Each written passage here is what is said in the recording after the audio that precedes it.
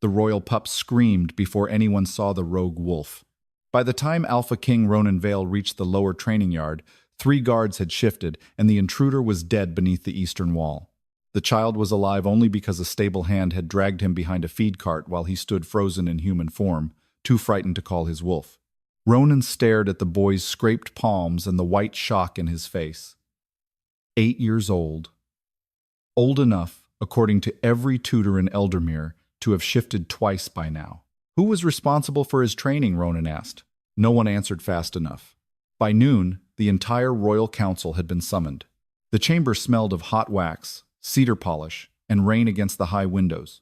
Ronan stood at the head of the black oak table while ministers, pack representatives, and royal instructors took their seats. 4 pups waited along the wall because their morning lessons had been interrupted. Maisie, small, dark-haired, and wearing one sock lower than the other, sat between Briar and Theo. Finn stood nearest the door, twisting the cord of his training robe. Ronan placed both hands on the table. This morning, a child nearly died because fear reached him before preparation did. Before the first winter moon, every royal pup aged 8 and older will demonstrate a full controlled shift under supervision. No noble exemptions. No household exemptions. No royal exemptions. Corin, his beta, stopped writing. Lord Marrow cleared his throat. Your Majesty, some late-shifting children may require, then they will receive more instruction. And if instruction is insufficient, then we improve the instruction. Ronan heard the hardness in his own answer and approved of it. Sympathy did not stop teeth. At the far wall, Maisie raised her hand. No one noticed. She raised it higher. Corin saw her next. His pen stopped again. Ronan followed his gaze. Yes? Maisie stood. Her gray-blue eyes looked too serious for 8. Will you show us first? Silence crossed the chamber so completely that Ronan could hear rain strike the glass. Maisie continued, because no adult had yet saved him. So we know what controlled looks like. Ronan had ended border disputes with less preparation than he had for this question. His wolf had not answered him in 8 years. No one in that room knew. Not the ministers. Not the instructors. Not the pack lords who still spoke of Alpha King Ronan Vale as if his black wolf patrolled the northern ridges. Only silence lived where Kieran had once been. Ronan folded his hands behind his back. The decree concerns juvenile readiness. Maisie frowned. But you said no royal exemptions. Corin looked down at his notes with the concentration of a man attempting to disappear into ink. Ronan turned toward him. What is on my schedule this afternoon? The grain allocation review. Move it. It was already moved from yesterday. Border inspection. That is tomorrow. Make it today. Lord Marrow coughed into one fist. Maisie's eyes narrowed. Ronan considered declaring a military emergency. Inventing an invasion to avoid an 8-year-old seemed excessive, even by royal standards. A demonstration will be scheduled when operational demands permit. Maisie sat down. She did not look convinced. The council moved on to training schedules, medical oversight, safety rooms, documentation. When an instructor passed the first demonstration roster down the table, Maisie leaned far enough to see the names. Theo. Briar. Finn. Maisie. Every eligible pup had a date beside them. Ronan did not. She tugged lightly at Corin's sleeve when he came near. Where's the king's time? Corin glanced once toward Ronan, then folded the roster closed. His Majesty's schedule is complicated. Maisie watched him walk away. Then Corin opened the royal codex. Gold lettering along the spine read, 5th revision. He ran one finger down the index. The sovereign training provisions were consolidated here after the 4th Council. Ronan noticed a handwritten line beside the winter ceremonial section. Supersedes ceremonial provisions of 3rd revision. Below it, in smaller script, 2 reference sections not transferred. Ronan tapped the page. Meaning? The earlier version is fragmentary. Is the 5th revision valid? Yes. Then we use the law we have. Corin hesitated. The missing sections may contain context. Context does not keep children alive. Across the room, Maisie was still watching him. Draft the decree. Before dismissing the council, Ronan ordered each child's progress recorded weekly. Maisie glanced toward the closed roster, then toward him, as if she had already noticed the contradiction everyone else was polite enough to ignore. Ronan disliked the feeling more than he expected. By evening, Copies had reached every royal household. By nightfall, Ronan had read his own signature 17 times. He stood alone in the old forest training ring beyond the eastern gardens, where ancient pines blocked the palace lights. He removed his coat and closed his eyes. Kiran. Nothing. Ronan breathed in slowly and reached for the place inside himself where another presence had once lived. Heat, instinct, teeth, anger, loyalty. Only stillness answered. Kiran. The silence seemed larger the second time. 8 years ago, he had been able to shift before finishing a thought. Now he could not produce a single claw. And in 21 days, every royal child aged 8 and older would be expected to do what their king could not. The next morning, the royal physician stood before Ronan's desk with Maisie's file beneath one arm. She should not be sent to another drill master. Ronan looked up. What does she need? A specialist in damaged wolf bonds. Ronan's expression hardened. From Crown College? The physician paused. No, Your Majesty. Far beyond the palace, in a valley where wounded pups were taught to sleep without restraints, Elara Wren laid 2 fingers against a trembling child's wrist and said, You do not have to shift for me. The child's breathing slowed. Elara waited. Elara Wren arrived at the palace with 1 leather case and no intention of being impressed. The Eastern Receiving Hall had been designed to make visitors feel smaller. White columns climbed toward a painted ceiling. Guards stood beneath silver wolf standards, and servants moved without sound. Elara noticed instead the boy beside a bench with both hands wrapped around his wrists. She noticed frightened children before architecture. Miss Wren? The royal physician crossed toward her. Elara is fine. He lowered his voice. In here, it may be safer to let them call you Miss Wren. That told her enough about the palace. The council received her before she saw Maisie. Ronan Vale stood near the long windows in a dark coat, broader and more severe than the portraits on provincial decrees. His golden eyes moved once over her travel-worn boots and healer's case. An older counselor opened her file. Independent Field, Healer License. Provincial Healing Board. No Crown College accreditation. Correct. And Wren Hollow operates under an independent sanctuary charter? Also correct. The man glanced toward Ronan. A field practitioner, then. Elara smiled without warmth. That is generally what the license means. Ronan's gaze sharpened. Why were you never Crown accredited? Crown College requires 2 years in residence. And? My sanctuary had 32 children and 1 licensed healer. I chose the children. The room quieted. Ronan studied her, then motioned toward the physician. Take us to Maisie. The girl sat in a sunlit treatment room with her feet tucked beneath her. A silver nursery token hung from her neck. She looked at Elara, then Ronan, then back again, as if deciding which adult was more dangerous. Elara crouched beside her. I'm going to ask questions. You can answer, refuse, or tell me I'm asking badly. Maisie blinked. Adults let you do that? Not often. I recommend it. The corner of Maisie's mouth moved. Elara asked about dreams, first shift sensations, scent changes, and what happened when instructors told her to call her wolf. Maisie's pulse stayed steady until the final question. They count. Count what? How long I'm taking. Her fingers tightened around the token. Elara asked permission, took Maisie's wrist, and guided her through a simple response check. 1 slow breath, a familiar scent, then the choice to imagine her wolf without calling it. Maisie's pulse jumped, and a faint silver ring appeared around her irises before fading. The response was brief, but coordinated. Your wolf is there, Elara said. Maisie's eyes widened. You can tell? Yes, she answered without being forced. Then why won't she come? I don't know yet. Elara turned the nursery token in her palm. The silver carried an old symbol, a crescent crossed by 3 short lines with a smaller mark beneath. She had seen it carved into a weathered stone behind Wren Hollow. Where the frightened stop, the keeper stays. She returned the token. Ronan shifted behind them. Elara looked up. That answer is important. His expression cooled. The decree gives her 21 days. Fear cannot read royal calendars. My kingdom cannot wait indefinitely, and forcing readiness does not create it. A child nearly died yesterday. I heard. Then you understand the stakes. I understand them well enough not to make another child pay for your panic. The physician inhaled sharply. Ronan went still. Then Maisie said, She's right about the counting. Elara did not press the victory. No forced full shift attempts until I finish evaluating her. I want her current response documented before anyone changes the plan. You are making conditions in my palace. I'm documenting a patient under my license. His eyes held hers. Do it. Elara spent the next hour establishing Maisie's baseline. Pulse, scent response, partial claw emergence, recovery time, and known triggers. Choice steadied her. Pressure made the response contract.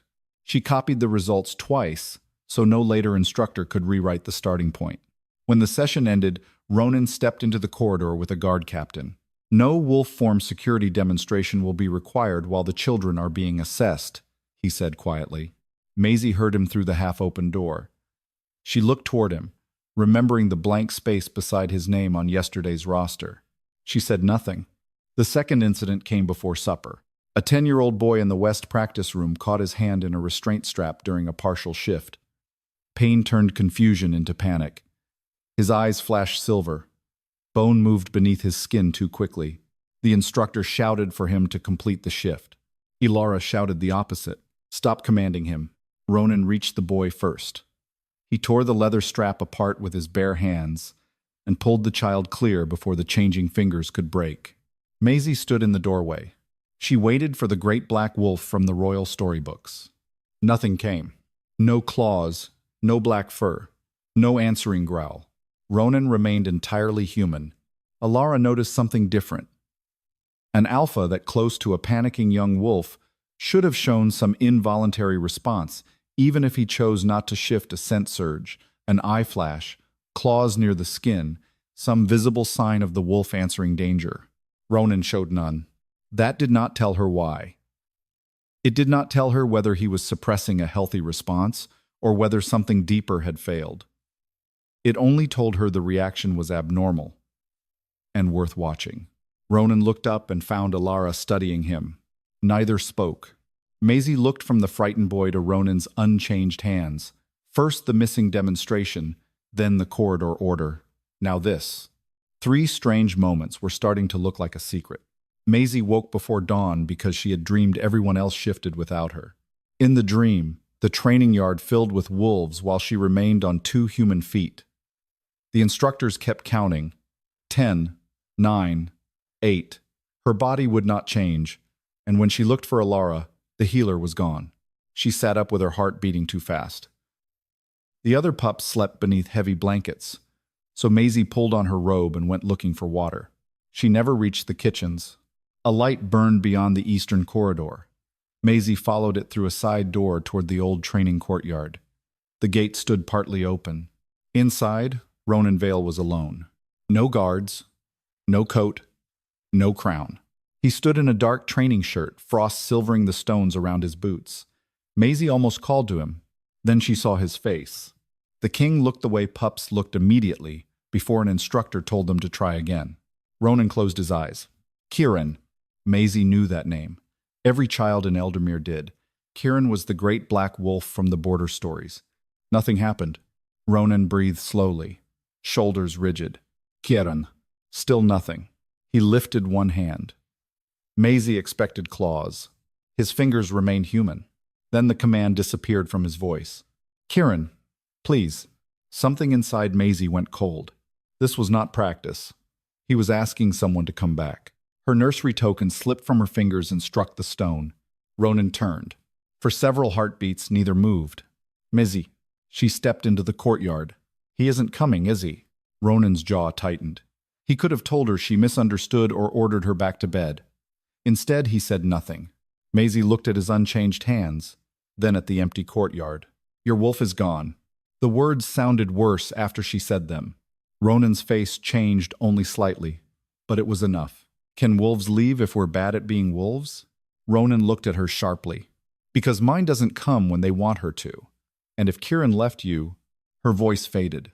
Ronan crossed the courtyard slowly and stopped several feet away. I don't know why Kieran stopped answering me. You don't know? No. Kings were supposed to know things. Somehow his answer frightened her less than a lie would have. Ronan lowered himself to one knee, not close enough to touch her. If your wolf does not come when someone counts, that does not mean she has left you. Maisie searched his face. But you don't know that. No, he admitted. I know what it is to be afraid that she has. She rubbed her thumb across the token. Do you want me to tell the others? No. The answer came too quickly. Then Ronan corrected himself. No, but I will not order you not to. Maisie considered that. Then I won't. By breakfast she had told no one.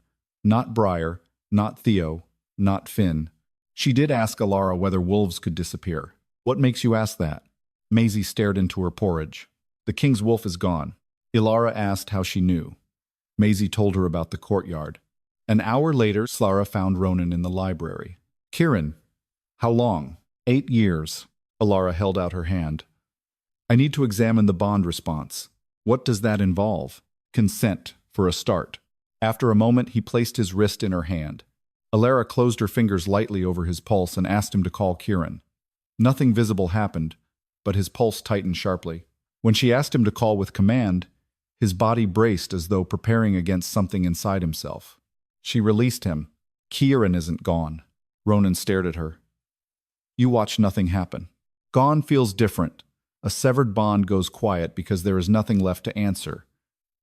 Yours reacts. It contracts. To what? I don't know yet. She saw disappointment before discipline covered it. But Kieran is withdrawn, not gone. What is the difference? Gone means there is nothing left to answer. Withdrawn means something is still listening. Can you bring him back? No. The answer struck hard. I can help find what makes the bond retreat. I can teach you how to stop worsening it. I cannot drag a wolf back because a king wants one. And if I order you, then you have learned nothing before we begin. His alpha pressure rose, slight but unmistakable. Instinct tightened along Elara's spine. The frightening part was how controlled it felt. One step more and the room would belong to his will. She did not lower her eyes.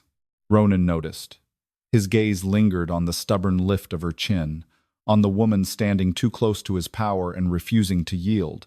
Elara noticed that change in his attention too, and disliked how sharply she felt it. Stop. Ronan did. Immediately. Do that to me again, and I leave. People do not usually threaten to leave kings. Dangerous patients are not usually kings. One corner of his mouth almost moved. The near smile made him look less safe, not more. Your terms. No alpha command during treatment. No forced shifting for Maisie. If I say stop, you stop. After a long moment, Ronan said, Agreed. Outside, palace bells announced sunrise. Inside, the Alpha King became her patient. By noon, Corin placed a notice on Ronan's desk. Royal Pup Demonstration Day had been confirmed for the end of the week. Parents, visiting packs, council observers, and herald scribes would attend. Elara's name appeared beside Maisie's. Their private arrangement was about to acquire an audience. Royal Pup Demonstration Day began with applause. That was what made the rest of it hurt. By mid-morning, the lower court had become a bright training pavilion. Noble families filled the terraces beneath blue and silver banners. Visiting pack leaders stood near the railings, tutors clustered beside the practice circle, and herald scribes waited with sharpened quills. Elara stood beside Maisie in the center of it all. Tell me what happens when they start counting, she said. Maisie glanced toward the watching adults. My chest gets tight, so we are not counting. A few parents exchanged looks. Elara placed 4 wooden markers around the girl. You choose the order. Touch each one, breathe once, and stop whenever you want. Maisie nodded. First marker, breathe. Second. At the third, silver flashed briefly through her eyes. The crowd quieted. Maisie's fingers lengthened by half an inch, nails darkening into small claws. She startled, but Elara did not touch her. Your choice, Elara reminded her. Maisie breathed. The claws receded cleanly. A murmur of approval moved through the terraces. Ronan stood beside Corin at the pavilion edge, watching Maisie smile. Elara wrote one line on her slate. Controlled partial response. No coercion. Then Alpha Garrick Voss stepped forward. He wore northern black, and the easy expression of a man entering a room he expected to control. Impressive, he said. Elara looked up. Garrick turned, not to her, but to the parents. Has every family here been informed that Miss Wren is not Crown College accredited? The mood changed before anyone spoke. A mother near the front drew her son closer. One of the scribes began writing faster. Elara set down her slate. I hold an active independent field healer license issued by the Provincial Healing Board. Garrick smiled. For field practice. For lawful diagnosis and treatment of wolf bond trauma. But not crown appointment. No, a noble father frowned. Then why is she directing royal pups? Another woman called her daughter away from the practice rail. The child hesitated before obeying. Garrick let the silence grow. I only wonder whether families understood the distinction. A counselor opened a folder. Miss Wren's father was disciplined twice for opposing compulsory shift protocols. My father was disciplined for refusing unsafe orders, Elara said. Garrick lifted one hand. And Miss Wren herself has published objections to mandatory shifting deadlines, because frightened wolves do not become safer when adults become impatient. A few parents nodded. Then Garrick looked toward Ronan. Her access to His Majesty also appears unusually generous for a provincial practitioner. Whispers traveled quickly. She is very young. The king keeps her close. Was she treating him too? Elara felt heat rise beneath her collar but kept her voice level. My license is valid. My clinical record is open to professional review. If anyone here believes I harmed their child, name the case. No one did. Then one mother crossed the pavilion, took her pup by the hand, and left. Another family followed.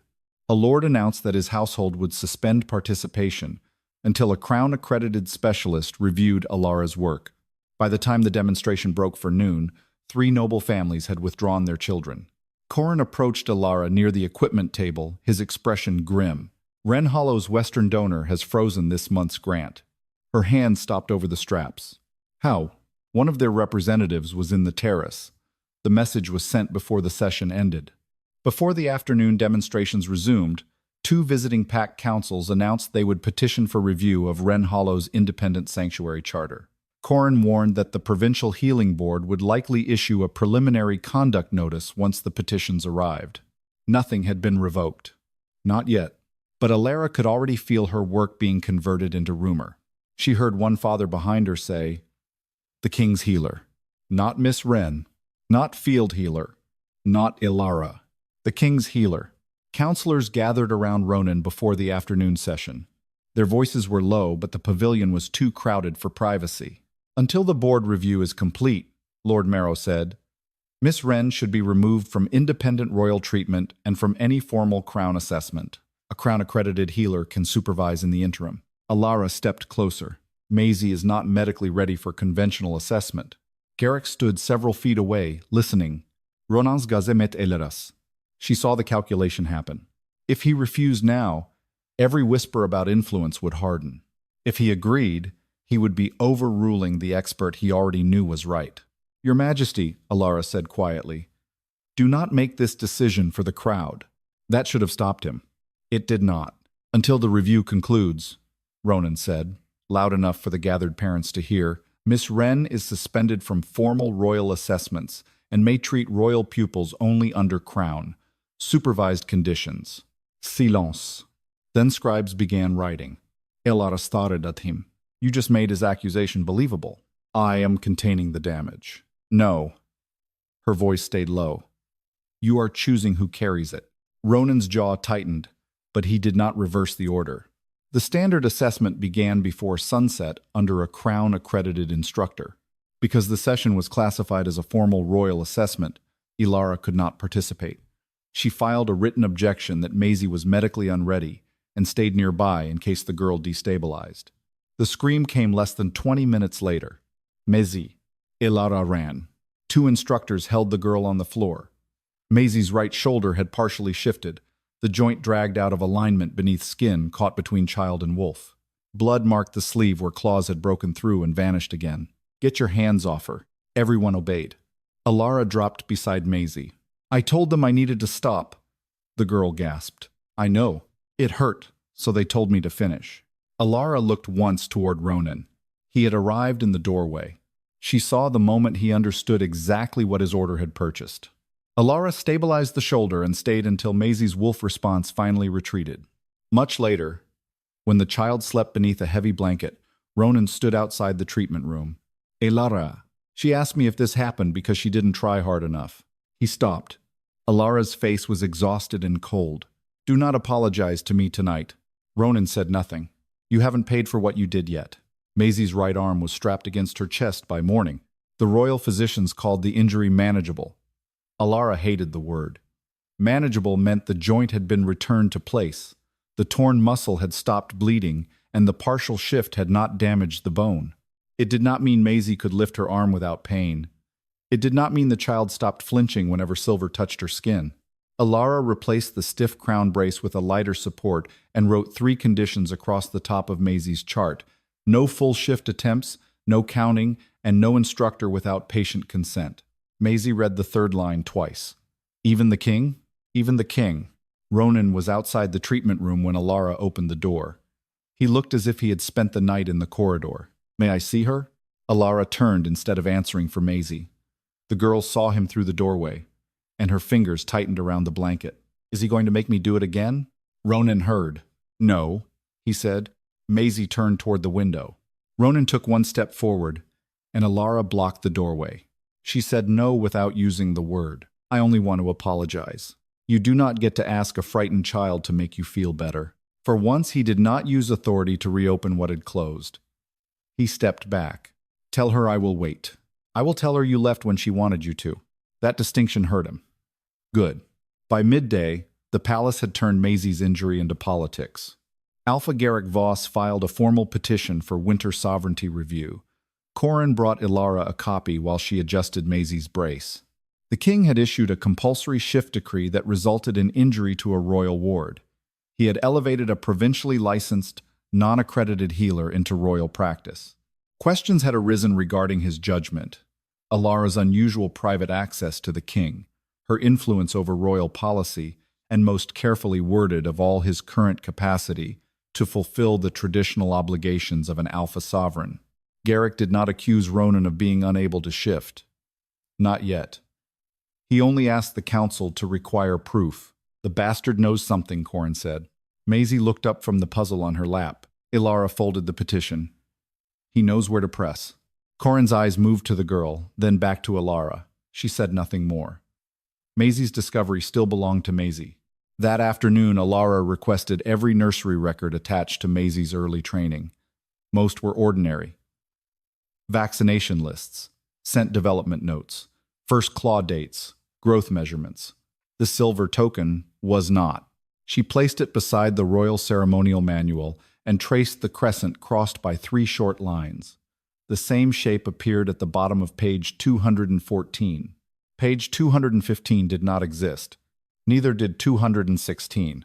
Page 217 began with winter procession rules as if nothing had been removed. Briar found Elara staring at the binding. That book is broken. Why? The numbers, Briar pointed. 2 are missing. Elara copied the symbol into her field notebook. Beneath it, she wrote the phrase from Wren Hollow. Where the frightened stop, the keeper stays. Then one question. Keeper of what? Ronan came to the old treatment library after dark. I was told you found something. I found missing pages. Useful? Only if we learn why they are missing. He accepted the correction without argument. Then Ronan said, I am sorry. Elara closed the manual. I believe you. His shoulders lowered by a fraction. That is not the same as trusting you. They rose again. I know. Elara studied him. What happened 8 years ago? His eyes sharpened. You told me. Kieran stopped answering then. If you want me to understand the bond, I need the event. His silence lasted long enough for refusal. Instead, he sat. My brother was named Cassian. We were ambushed near the northern pass. Cassian was cut off when the second line broke. Kieran wanted to turn back. And you? My father ordered me to retreat with the royal guard. I obeyed. Cassian died before they recovered the pass. Elara waited. What did Kieran do afterward? He fought me. Would not sleep. Would not settle. Tried to shift whenever we passed the northern gates. And what did you do? I ordered him to stop. Again? Yes. How many times? I stopped counting. The word hung between them. Counting. Maisie. Kieran. The same instinct wearing different uniforms. Elara looked through the glass toward the treatment wing. Maisie had spent the morning learning how to lift a cup with her left hand because the right shoulder still trembled when her wolf stirred. The parallel was not theoretical anymore. Ronan had turned fear into a problem to be controlled twice, and both times someone smaller had carried the cost. Ronan saw recognition in her face. Say it. Not yet. I need more than one night of grief before I turn it into a diagnosis. For a moment he looked angry that she would not give him an answer simply because he was ready to receive one. Then the anger faded. He looked toward the treatment room corridor, where Maisie still did not want him. Fair, he said. Corin entered with a sealed black envelope. The council accepted Garrick's petition. Preliminary hearing tomorrow morning. He placed the summons on the table. It ordered Ronan to appear, set an initial evidence schedule, and quoted the governing requirement. The reigning alpha shall demonstrate sovereign wolf capacity before the first winter moon. Elara looked from the sentence to Ronan. His wolf had not answered in 8 years. Tomorrow, the council would begin the process of making that silence public.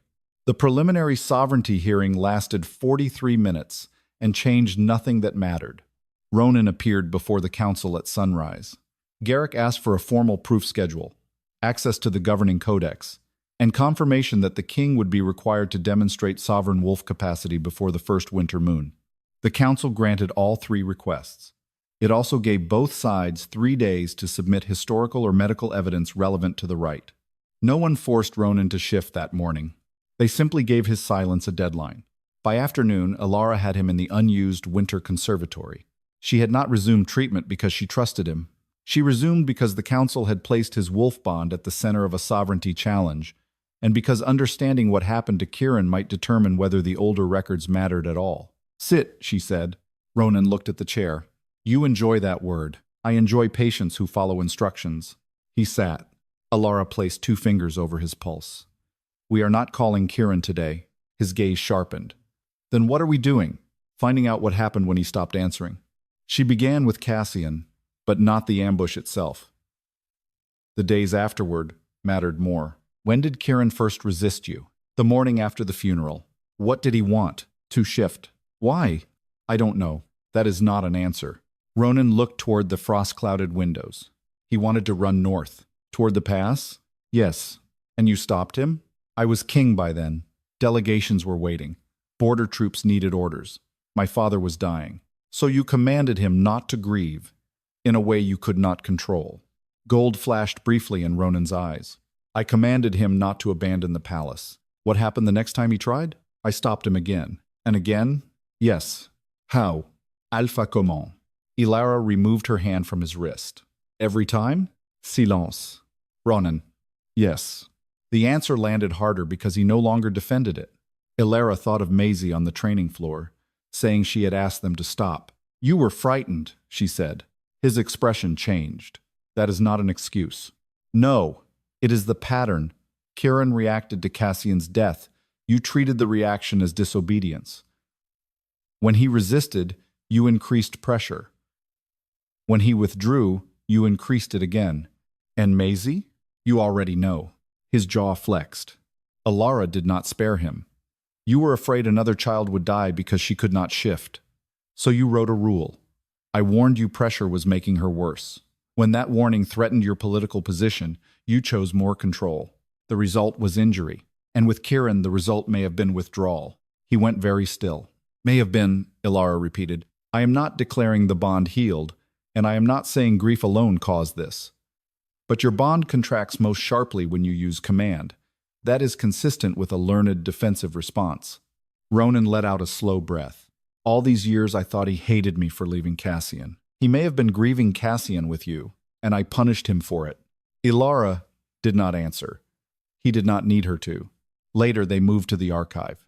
Elara also brought one of her father's old field notebooks from Wren Hollow. He had copied the same keeper phrase years before Elara inherited the sanctuary, but had never identified its legal origin. That mattered.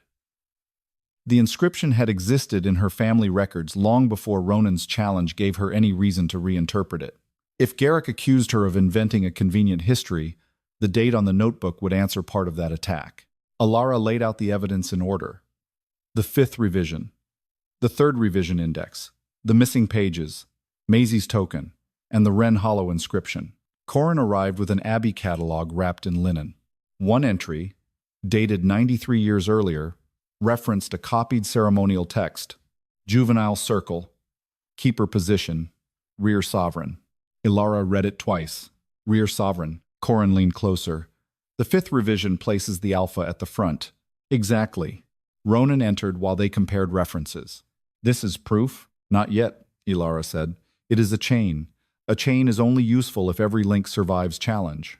He stepped closer to read over her shoulder. His hand rested beside hers on the table. You stopped me today, he said quietly. I do that often. No, before I could turn guilt into another command. Elara looked up. His hand lifted, then stopped before touching her face. May I? The question mattered. She nodded. His fingertips brushed her cheek. For one dangerous second, she let him lean closer. Then she placed a hand against his chest. Not yet. He stopped immediately. No pressure followed. Corin returned before either of them could speak. I found the revision memorandum. The narrow leather folder contained a consolidation note from the 5th Revision Committee. 2 ceremonial provisions had been removed from the 3rd revision. Reason: obsolete folk supervision incompatible with modern sovereign authority. Elara read the sentence twice. The pages had not been lost. The Crown had deliberately erased a structure in which someone else was allowed to tell the sovereign where to stand. Ronan stared at the memorandum. Elara closed the folder. Now we know the missing law was not an accident. The Council had given them 3 days to produce evidence. Someone 93 years earlier had already given them a motive. The public accountability session began without ceremony. Ronan had refused banners, herald music, and the raised throne used for formal council judgments. He stood on the same floor as everyone else. Parents filled the lower gallery. Provincial Healing Board observers sat beside Crown College representatives. Elara occupied a plain chair near Maisie's physician. Her field notes closed on her lap. Garrick Voss watched from the northern benches. Corin read the charge concerning the Royal Pup Demonstration Day. Then Ronan spoke. Miss Wren warned me that Maisie was not medically ready for conventional assessment. The hall went still. She documented the risk. She advised against forced timing. I understood her recommendation. Elara looked up. Ronan did not look away from the crowd. I overruled her because I believed defending her judgment in that moment would make the Crown appear politically compromised. A murmur moved through the parents. Ronan continued. That decision was mine. Lord Marrow shifted in his seat. Your Majesty, the accredited instructor also exceeded— Yes, he did. Ronan's voice remained calm. And I created the conditions that placed Maisie in his assessment after being told it was unsafe. He paused. The injury belongs to the decision I made. No excuse followed. No mention of Garrick. No attempt to turn responsibility into shared weather. Elara felt something inside her loosen, but not enough to call forgiveness. Ronan ordered the compulsory shift decree, suspended pending independent review. He removed the Royal Pup program from his unilateral authority and placed all medical protocols under joint oversight from the provincial board and Crown staff. Elara's restriction was rescinded. Then came the price. The Council issued formal censure for misuse of royal authority in a medical matter. 2 northern delegates withdrew support from Ronan's position in the coming sovereignty review. A 3rd councillor demanded that any future pup safety order require a counter-signature from an independent healer. Ronan accepted that restriction too. Garrick gained exactly what an apology was supposed to cost. When Elara was called to testify, she did not protect Ronan from the truth. The instructor ignored Maisie's distress signals, she said. That was misconduct. Her gaze moved toward the council. But the assessment happened because the king knowingly replaced an individualized treatment plan with a politically safer one. Ronan accepted the words without flinching. Elara continued. My license did not become more valid because His Majesty admitted he was wrong. It was valid before he admitted it. One of the provincial observers asked whether her independent field healer license had ever lapsed. No. Any prior finding of patient endangerment? No. The observer recorded both answers in the official review. That mattered to her more than applause. The session ended near sunset. Ronan went directly to Maisie's treatment wing. He stopped outside her door. The physician stepped into the corridor. She knows you are here. Ronan waited. A minute passed. Then another. Finally, the physician returned. She does not want you inside. Ronan's hand tightened once at his side. Did she say why? She does not have to. Ronan closed his eyes. No, she doesn't. He sat on the bench outside the room. No guard was ordered to open the door. No message was sent demanding forgiveness. When Elara arrived 20 minutes later, he was still there. She looked through the window in the door. Maisie was asleep beneath a blanket, her right arm still secured in the lighter brace. "You could go," Elara said. "I told her I would wait. She may not ask for you." "I know." That answer was different now. Later, in the quiet records room, Elara found him reviewing the council's censure. "That admission cost you," she said. Ronan folded the document. "Less than my first decision cost her." Elara studied him for a long moment. Then she crossed the space between them. Ronan went still. She touched his jaw. His eyes dropped to her mouth, but he did not move first. Elara kissed him. It was brief and warm, and far more dangerous than their almost kiss in the archive, because this time neither of them could pretend it was accidental. When she drew back, his hand remained at his side. "This does not mean we are finished with what happened," she said. "I know, or that I trust you completely." "I know that too." A trace of relief softened his face. Elara almost smiled. Corin interrupted them with a rolled sheet of brittle vellum. "I found the Abbey survey attached to the Juvenile Circle catalog." They spread it across the table. 6 figures were marked around a curved ritual boundary. 4 small positions occupied the center. An open-sided symbol matched Maisie's token. The final figure stood behind them all. Ronan touched the rear mark. The sovereign. Elara nodded. Text, symbol, and physical formation finally pointed in the same direction. The old rite had not placed the strongest wolf first. A faint line connected the rear position to every smaller mark. Elara traced it without touching the vellum. "This isn't decoration," she said. "It's a supervision pattern." It had placed the sovereign where he could see everyone ahead. The next morning, Garrick filed his answer. He did not challenge the map. He challenged Elara. By then, palace servants had already seen Ronan leave the records wing after her. Garrick's petition was only 1 page. A healer personally involved with the sovereign, it argued, could not serve as neutral interpreter of the rite, determining whether that sovereign kept his crown. At the bottom was a formal motion. Elara Wren was to be disqualified from any role in the winter sovereignty trial. Garrick's motion reached the council before breakfast. By 9, 3 members had signed it. By 10, Ronan had a solution. "No," Elara said. They stood in the West Strategy Room with Corin and enough documents to make the table sag. Ronan's proposed order lay open between them. He tapped the final line. "I appoint you royal bond consultant until the sovereignty review concludes. That gives you standing. It also gives Garrick exactly what he wants. You would have formal authority. From you. Tomorrow he says the king created an office for the woman interpreting the law that keeps him king." Corin quietly moved 1 stack of papers away from them. Ronan lowered his voice. "I will not let him remove you from the rite."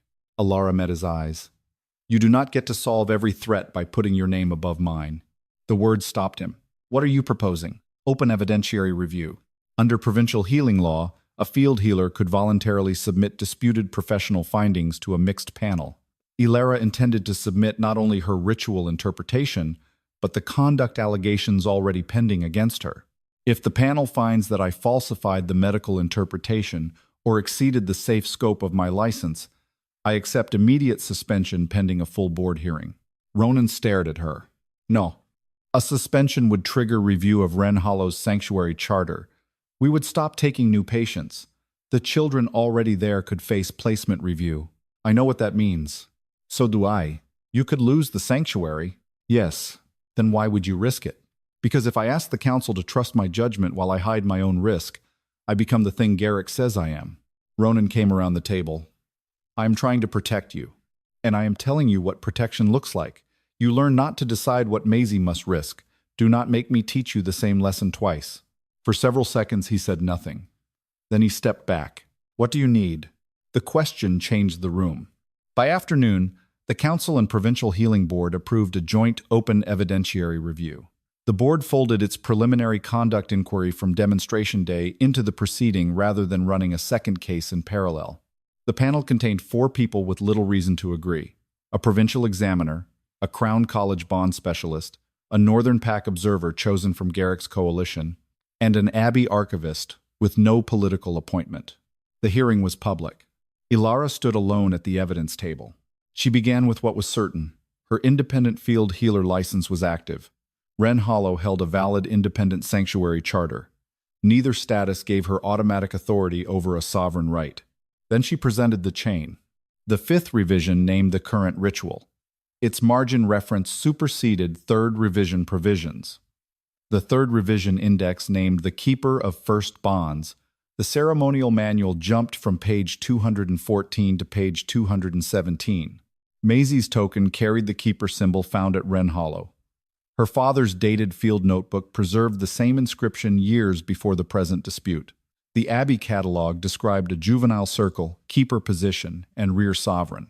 The revision memorandum proved those provisions had been deliberately removed as incompatible with modern sovereign authority.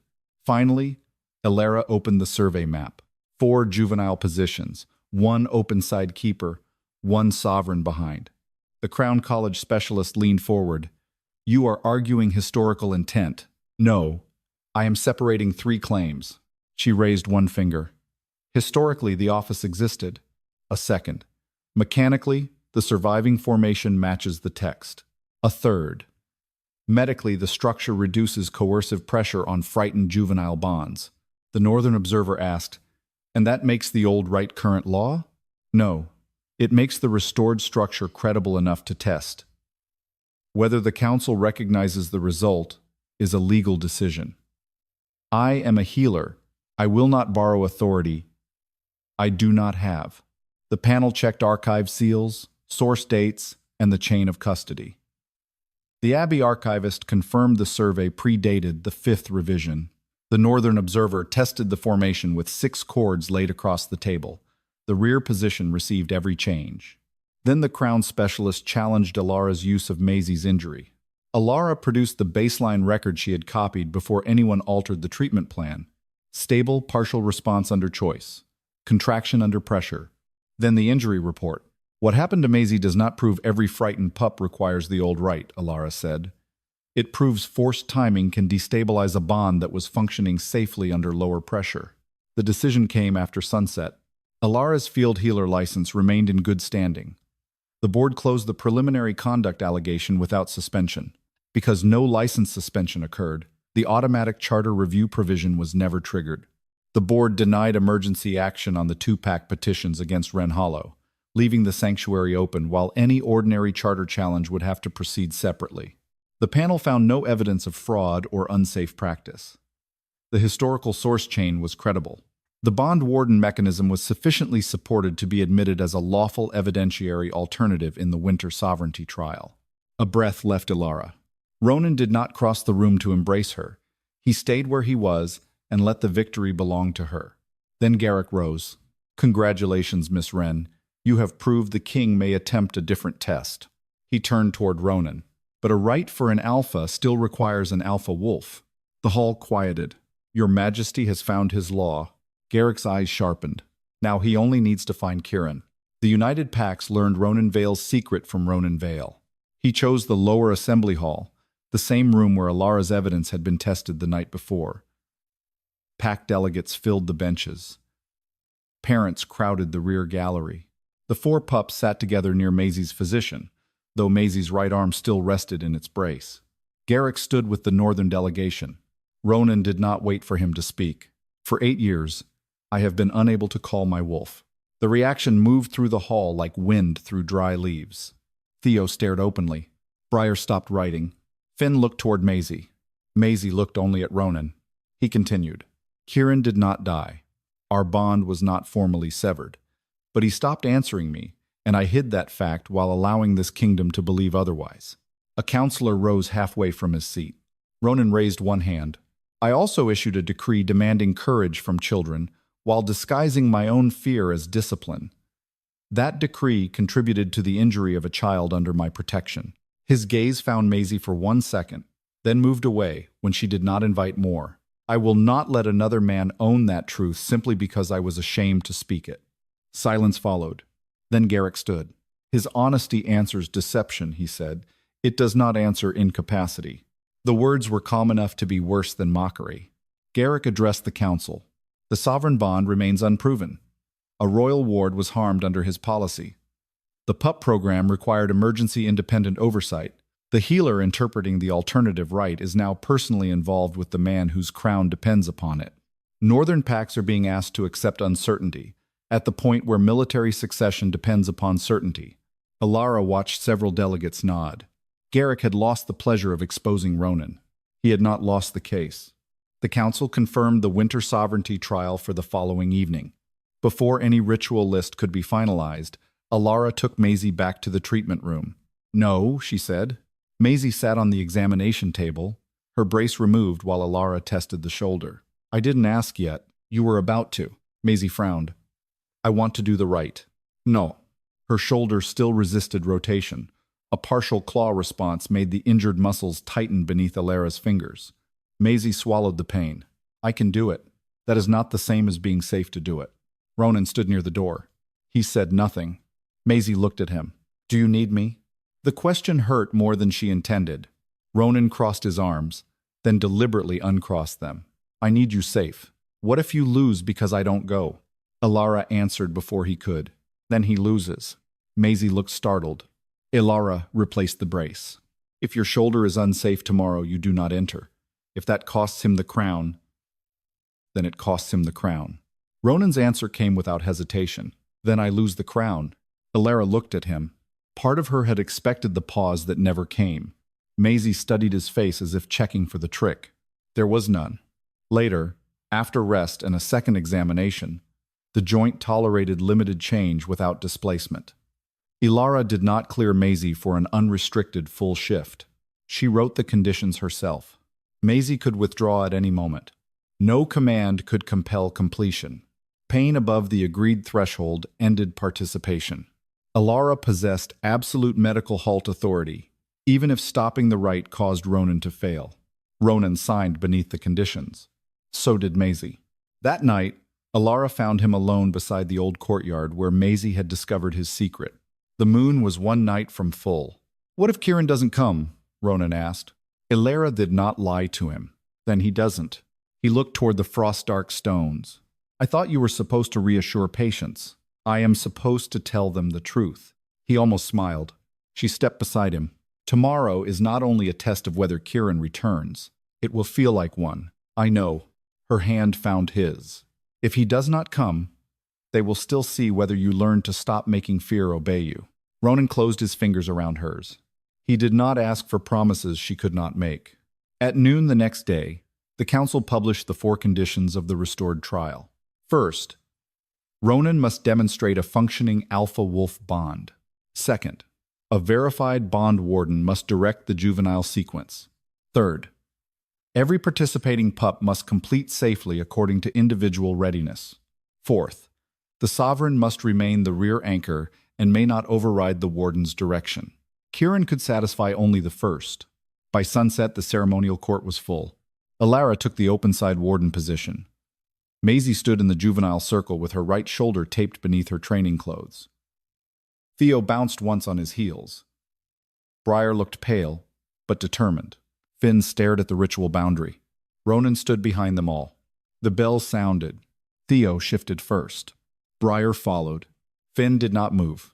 His breathing changed. Elara saw the fire memory seize him before anyone else understood. She raised one hand. "Stop the sequence!" Garrick stepped forward from the judge's line. "The rite has begun." Elara did not look at him. "I said stop." Every face turned toward Ronan. The whole kingdom waited to see whether its alpha king would obey. Ronan looked past the judges, past Garrick, and directly at Elara. "Your call, warden." The words carried across the ceremonial court.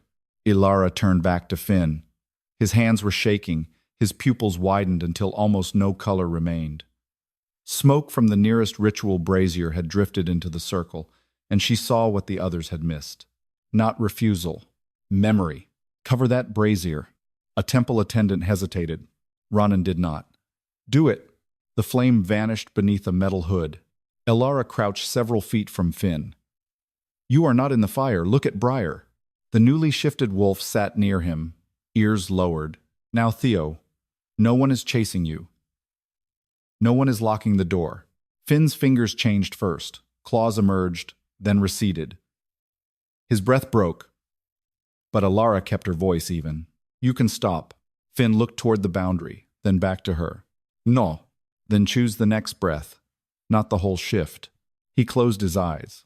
When the change came, it was uneven but safe. A small brown wolf stumbled once and stayed standing. The crowd exhaled. Garrick spoke from the judge's line. The sequence has already been altered. The verified warden provisions place sequence under bond safety authority, Elara said. A neutral examiner checked the restored record and nodded. The challenge failed. Maisie stepped forward. Ronan's attention sharpened. Elara saw the right shoulder tighten before the first visible change. Silver moved through Maisie's eyes. Her fingers curled. Pain crossed her face. Elara raised her hand. Stop. This time Ronan answered before anyone else. Stop the rite. The court erupted. Garrick stepped toward the boundary. If he cannot complete, he does not complete, Elara said. Maisie's breathing broke. No, I want to try. Elara knelt and checked the shoulder. The joint remained seated, but the muscles trembled around the old tear. You can stop. Maisie looked toward the judges, then Ronan. If I can't do it, will everyone be angry?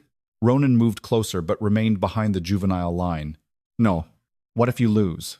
Then I lose. No command entered his voice. No disappointment. Maisie stared at him, searching for the condition hidden behind the answer. There was none. Elara touched the taped shoulder gently. It may hurt. If the pain crosses the limit we agreed on, I end it. Even if you ask me not to. Will you stay? Yes. Both of you? Ronan answered.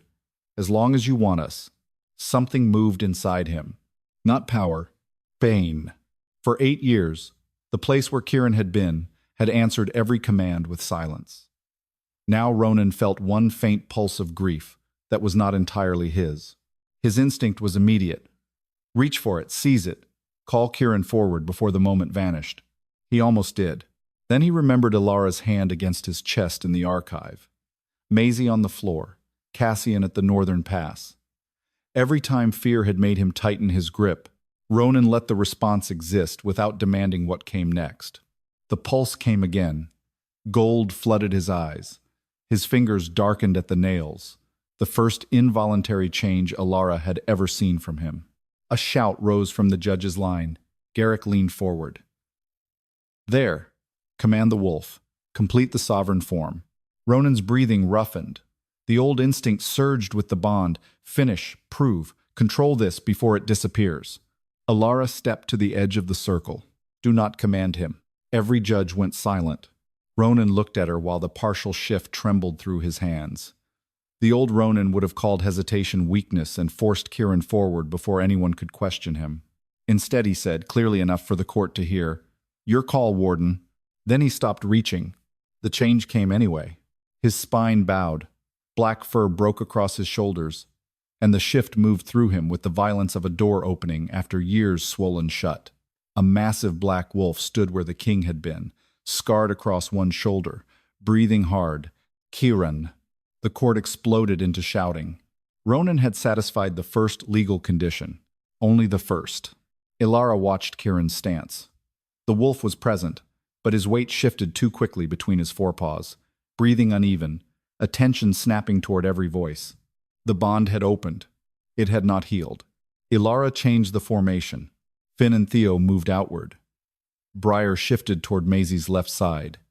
Kieran remained behind and slightly to the right, close enough to anchor without crowding her injured shoulder. Do not lead her, Elara told Ronan. Let him stay. Kieran lowered himself to the stone. No power flowed into Maisie. No alpha command pulled her wolf forward. She still had to choose. Elara looked at her. Do you want to stop? Maisie wiped one angry tear from her cheek. No. Then one more attempt. No one counted. Maisie breathed. Her right arm changed slowly.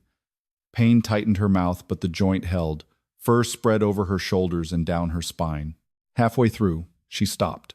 Alara's hand rose, ready to end the rite and Ronan's reign with it. Maisie looked at Kieran. The great wolf did nothing except remain. Then she chose the next breath. A small gray wolf stood where the girl had been. The sound from the crowd became thunder. Elara did not signal completion. The restored rite required the young wolves to cross first. Theo went. Briar followed. Finn crossed next. Maisie hesitated at the boundary. Ronan stayed behind. Every instinct that had once told him a king must lead now had somewhere else to go. He waited. Maisie crossed. Only then did Kieran follow. Last. The completion bell rang. The ruling took less than a minute. Functioning alpha bond, verified warden direction, safe juvenile completion, rear anchor compliance. All 4 conditions had been satisfied. Ronan remained Alpha King. Garrick accepted the judgment without warmth. You proved a different model of rule. Ronan, human again and exhausted, looked toward Elara. We proved one that listens. The rest was quieter. Elara's license remained active. Wren Hollow remained independent. And the restored bond warden office was confirmed under independent safeguards, including authority to halt royal training. Maisie's shoulder still needed time. Weeks later, she finally asked Ronan to attend a lesson. He stopped at the doorway. Where do you want me? She pointed behind her. There. He took his place. That evening, Ronan asked Elara, now that neither your license nor your office depends on my favor, will you stay because you choose me? Elara touched his jaw. That is finally the right question. This time, when she kissed him, no one was asking the king to prove anything.